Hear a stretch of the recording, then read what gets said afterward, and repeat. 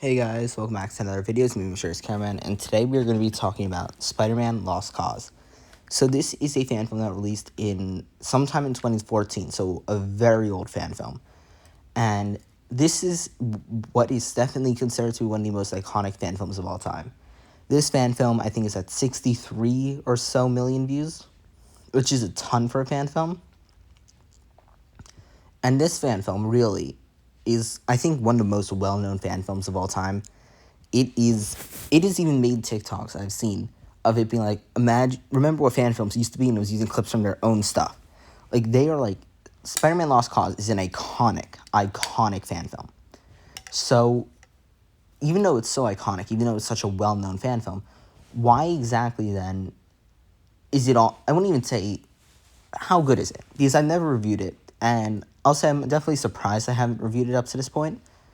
I've definitely always wanted to review it. I'll say that. I've always known in the back of my mind I should review this fan film. I just haven't gone up to it. Now I have, I think almost 10 years later at this point.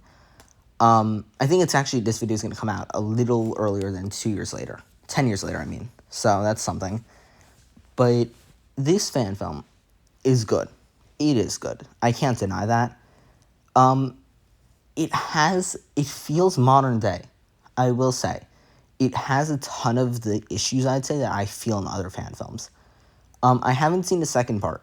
I know there's a second part. I think that I've heard the second part's good. I think it's better, actually, but the biggest issues I have with this is the fact that it feels like I'm just watching Amazing Spider-Man. And this came out I'd say this probably came out, this started production a few weeks after Amazing Spider-Man. And it feels like the first half of the film is just different actors in Amazing Spider-Man.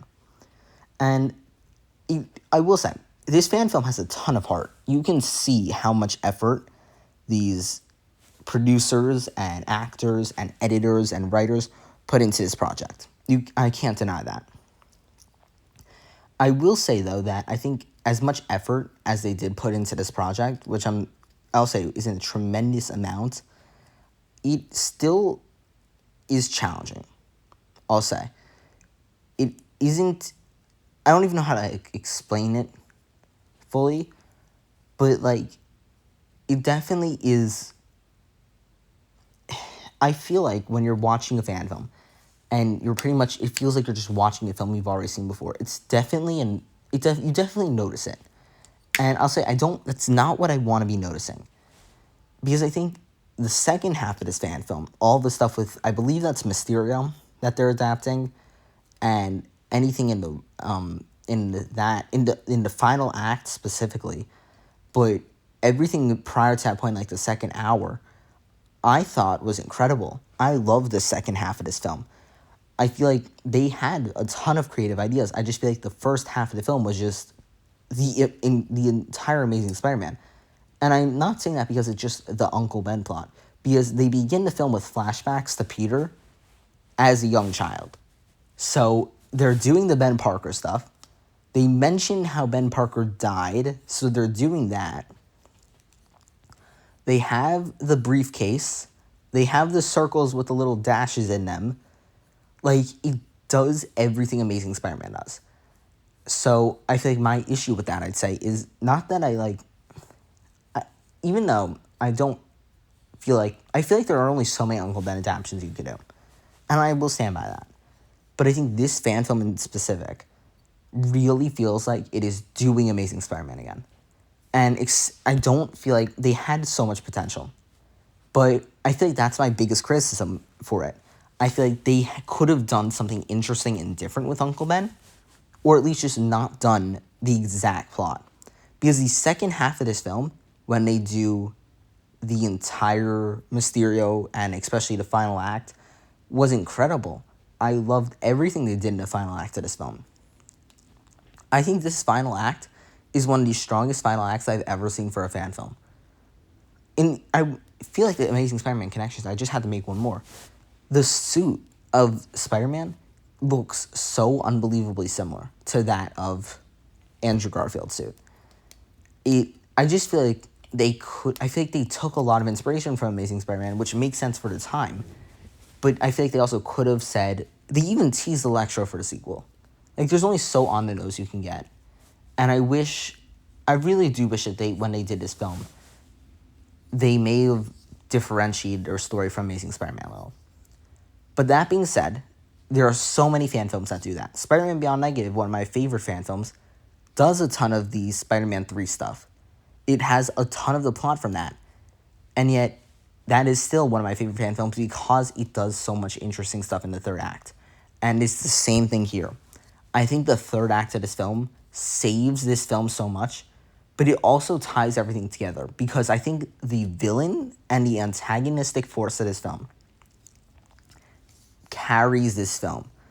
And not the fact that I think the villains are such compelling characters, because they're good. I don't think they're the best villains I've ever seen. It's the fact that they are so different from any Spider-Man film out there or fan film I've ever seen. The way that the villains are treated and done is so different from any fan film or any Spider-Man film I've seen, which is why I feel like that makes the fan film so much stronger. Because it's such an interesting plot with how Peter was supposed to die, because that differentiates so much from anything I've ever seen. And I think that's when the story really gets interesting. When they are using their ideas that they've never seen on screen before, that's when the film is doing its best, not when it's taking stuff from Amazing Spider-Man. And I know I keep coming back to that point, but that's honestly the only criticism I have of this film. Besides from that, I think this film is pretty perfect. There was a 2 or 3 minute sequence when the audio was completely muted, and he was on the phone during that sequence, so I don't know why that was a thing. But I checked, that wasn't just on my screen, so I don't know if that was an audio issue or something. But besides from that and the Amazing Spider-Man ties, this film is pretty close to perfection. It is, the length, I'll say, it has a length. But if you can sit down for 2 hours and watch it like I did, it is really entertaining, it is fun, and you will fall in love with the Spider-Man character. I don't know if I'm going to be doing a Spider-Man Part 2 or whatever it's called, Worlds Collide, I think. I don't even know. I wouldn't be shocked if I do a review on that in the future. I just am not going to do a review on that for a few weeks at least. But I'll say this fan film was very good. I really enjoyed this thing. So I do recommend to watch it. It's good. It holds up. And I will say, I could do the 6 points. Yeah, let's just do them. Directing was good. I felt this was very well directed.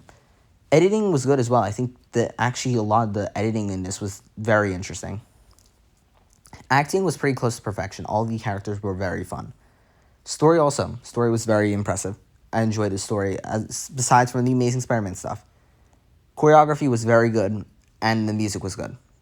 So yeah, that's pretty much my thoughts on this film. It's very good. It holds up. I think that's the ending point. So yeah, I think that's all I have to say. Thank you guys so much for watching this video. I'll see you guys in the next one. Bye guys.